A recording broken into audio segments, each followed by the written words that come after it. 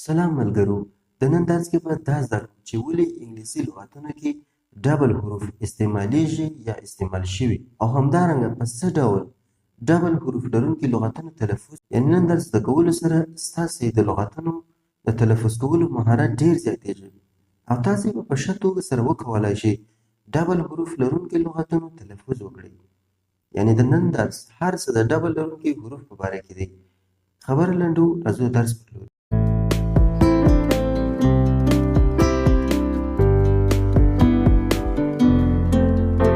لومړی علت.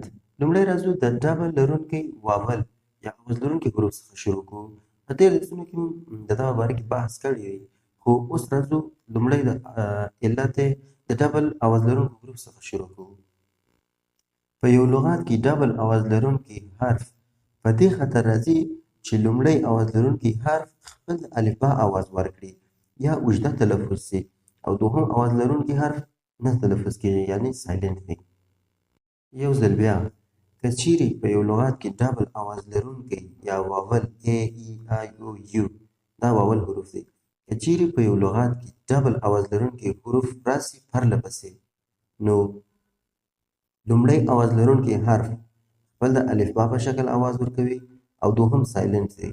ګورئ د الفبا په شکل آواز لکه څرنګه چې په الفبا کې A B C D لکه A E I O U دا آوازونه الفبا آواز دی. ځکه د واول توري دوه ډول آواز لري، یو لنډ آواز دی لکه او بل اوږده آواز دی لکه الفبا په شکل A، یو یو A. ګوره نو که چیرې په یو لغت کې دوه آواز لرونکي حرف پرله پسې راسي، لومړی آواز لرونکی حرف خپل د الفبا په شکل آواز ورکوي او دوهم سایلنټ دی. نو راځو مثالونو ته. سکول.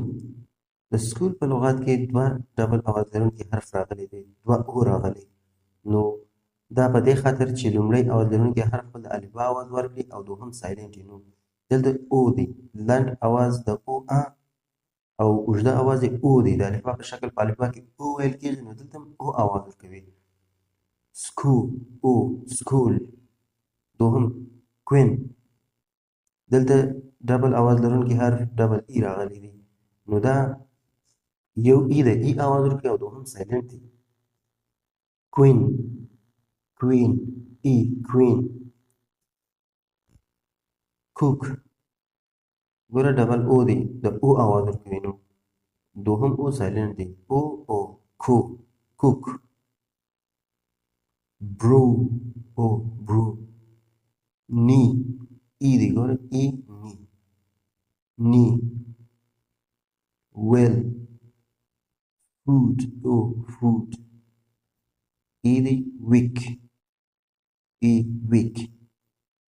او سموث او سموث. دوهم علت په دوه سېلاب لرونکي لغتونو کې په دې خاطر دوه حروف یا ډبل حروف راځي چې لومړی توری زموږ د لغت د سېلاب آخري حرف او دوهم توری د لغت د سېلاب لومړی یا شروع توری وي. اوس نو سېلاب یا څپه څه شی دی باید تاسې ورسره آشنا اوسئ، خو لنډ درته ووایم چې لغتونه د سېلابونو یا څپو څخه جوړ شوي دي. هر کله چې زموږ د خولې څخه یو غږ یا آواز راوځي، بیا تر هغه چې غږ یا آواز مو بندېږي دا یو سېلاب شمارل کېږي. مه وارخطا کېږئ. اوس یو څو مثالونه تاسو ته وایم چې سر مو پرې خلاص شي چې څپه څه شی دی. بیوټیفول. بیوټیفول. اوس راځو دغه لغت سېلابونه شمارو چې څو سېلابه پکښې وجود لري. ګوره بیو تر دا ځایه مو غږ شروع سو او خلاص سو، دا یو سېلاب.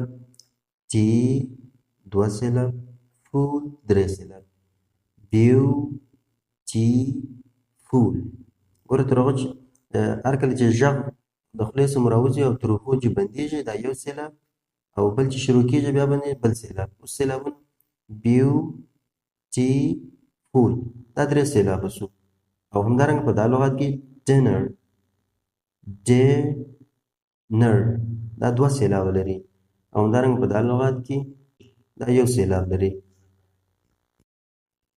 یا هم چې لاس تر زنې لاندې کښېږدو چې هر ځل خبرې کوو لاس مو تر زنې لاندې حرکت وکړي، نو د هر حرکت کولو سره دا یو سېلاب شمارل کېږي.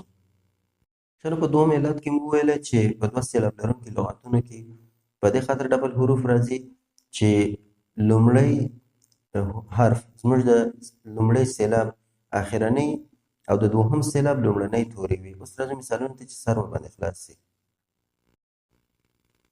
rabbit rabbit دوه سېلابه لري.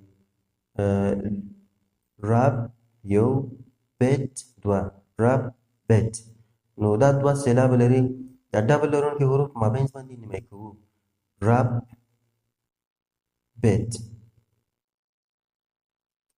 کټین کټین دا ډبل لرونکي حروف یا ډبل حروف په مابینځ کې نیمه کوو. دا دوه سېلابه دي. کیټ ټي باندې ختم سو کیټ دوهم سېلاب. ټین په ټي باندې شروع سو کیټ ټین.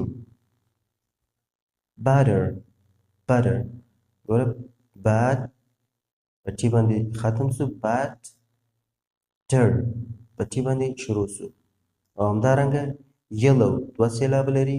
دا ډبل حروف مابینځ باندې نیمه کوو. لومړی سېلاب یل لو ګوره یل لومړی ال د لومړی سېلاب اخرنۍ او دوهم ال د دوهم سېلاب شروع دی. یل لو. button ټي په مابینځ باندې نیمه کوو. button. pillow ال په مابینځ کې دوه ډبل ال راغلی نو دا ډبل ال په مابینځ باندې نیمه کوو په دې خاطر چې لومړی ال د لومړی سېلاب اخرنۍ حرف او دوهم ال د دوهم سېلاب شروع دی. پیل په ال باندې ختم سو پیل لو په ال باندې شروع سو. همدارنګه summer سم په ام باندې ختم سو مر په ام باندې شروع سو. rubber رب په بي باندې ختم سو بر په بي باندې شروع سو. دوه سېلاب دي. scissor scissor scissors سی په اس باندې ختم سو زر په اس باندې شروع سو. rattle rat په ټي باندې ختم سو tell په ټي باندې شروع سو. paddle دی دا دوه ډبل حروف مابینځ باندې نیمه کوو. پاد ګوره په ډي باندې ختم سو لومړی سېلاب پاد ډل په ډي باندې شروع سو. نو دا سو علت چې په دوه سېلاب لرونکي لغتونو کې ډبل حروف راغلي. په دې خاطر ډبل حروف راځي چې لومړی سېلاب د هغه حروف یا د هغه ډبل حروف اخرنۍ او دوهم سېلاب د هغه ډبل حروف شروع تورې دي. اوس راځو درېیم علت. درېیم تاسې به خامخا آی ان جي پېژنئ چې د فعل په آخر کې اضافه کېږي په حال جاري زمانه کې یا هم ای ډي چې کله یو فعل دوهم یا درېیم حالت ته اړو او همدارنګه ای آر یا ای اس ټي دا مو د صفتونو د مقایسه کولو په درس کې comparison of adjectives کې زده کړل ورسره آشنا یاستئ چې خپله آی ان جي ای ډي ای آر ای اس ټي ته په انګلیسي کې سفکس یا وروستاړی وایي چې دا هم زموږ او تاسې د تېر درسونو موضوع ده او موږ وویل وروستاړی د تورو مجموعې ته وایي چې د لغت په وروسته یا آخر کې ور اضافه کېږي او د یو لغت معنا ته تغیر ورکوي. نو که چیرې یاد شوی وروستاړی یا سفکس موږ غواړو په یو لغت کې ور اضافه کړو او زموږ لغت او زموږ حرف یا لغت د یو سېلاب څخه جوړ شوی وي او هغه لغت د یو سېلاب څخه جوړ شوی او د لغت اخرنی حرف سایلنټ حرف وي او د سایلنټ حرف شاته یو واول یا آواز لرونکی حرف وي نو کله چې موږ دغه سفکسونه آی ان جي ای ډي ای آر ای اس ټي ور اضافه کوو هغه اخرنی سایلنټ توري ډبل کېږي. اوس راځو مثالونو ته چې ستاسې سر ورباندې خلاص وي. مثلا stop ګوره اخرنی حرف مو پی دی یو سېلاب دی stop دا لومړی دا لغت مو یو سېلاب دی stop او په پی باندې ختم شوی دی. پی خپله سایلنټ یا بې اواز حرف دی خو د پی شاته او دا واول یا آواز لرونکی حرف دی. نو موږ وویل هر کله چې غواړو یاد شوی سفکسونه ای ډي ای آر ای اس ټي آی ان جي غواړو دغه لغتونو ته ور اضافه کړو اخرنی حرف یې ډبل کیږي. مثلا اوس سټاپ دی، سټاپ ګورو چې یو سېلاب دی، سټاپ دا یو سېلاب دی او په پی باندې پی سایلنټ دی ختم شوی دی او د سایلنټ حرف شاته یو واول آواز دی یا آواز لرونکی حرف موجود دی، او خپل آواز لرونکی دی. نو کله چې موږ ای ډي یا آی ان جي یا هر څه چې غواړو ور اضافه کړو نو هغه اخرنی حرف ډبل کیږي. اوس که وغواړو دا ته ای ډي ور اضافه کړو د یاد شوي قوانونو پر اساس دا پی ډبل کیږي. سټاپ سټاپډ ډبل پی. یا هم ای آر کو ور اضافه کوو سټاپر، یا هم که آی ان جي ور اضافه کوو سټاپینګ. یا هم ډریپ، ډریپ لغت ته راځي. ډریپ یو سېلاب دی او همدارنګه پی سایلنټ باندې ختم شوی دی. اوس د پی پر ځای چې حرف لغت وي مقصد سایلنټ وي اخرنی حرف. پی د لغت اخرنی حرف دی. ډریپ یعنی څڅېدل. پی د لغت اخرنی حرف دی او دا لغت یو سېلاب لري او د پی اخرنی حرف شاته یو واول آواز لرونکی حرف موجود دی آی. نو هر کله موږ غواړو چې یاد شوي سفکسونه ای ډي آی ان جي ای آر ای اس ټي ور اضافه کړو نو موږ مجبور یو چې د اخري حرف یا اخري سایلنټ حرف باید ډبل. اوس ډریپ دی که چیرې غواړو آی ان جي ور اضافه کړو دا پی ډبل کیږي ډریپینګ. مثلا چاپ، چاپ په پی باندې ختم شوی، پی خپله سایلنټ دی او شاته یو آواز لرونکی حرف موجود دی، خپله یو سېلاب، خپله لغات هم د یو سېلاب څخه جوړ دی چې زموږ ټول د قوانینو مطابق دی. نو موږ کله چې یاد شوي سفکسونه ور اضافه کوو باید دا ډبل سي. چاپینګ. بیگ، جی اخرنی حرف سایلنټ دی، لغات یو سېلاب دی، د جی مخ یا شاته آواز لرونکی حرف موجود دی. نو دا کله چې یاد شوي سفکسونه ور اضافه کوو دا باید ډبل سي. بیګر.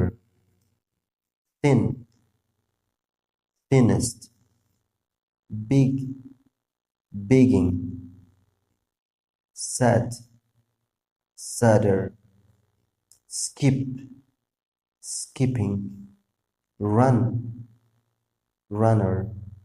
نو دا څو درېیم علت دی چې ډبل لرونکي حروف ولې په یو لغت کې راځي.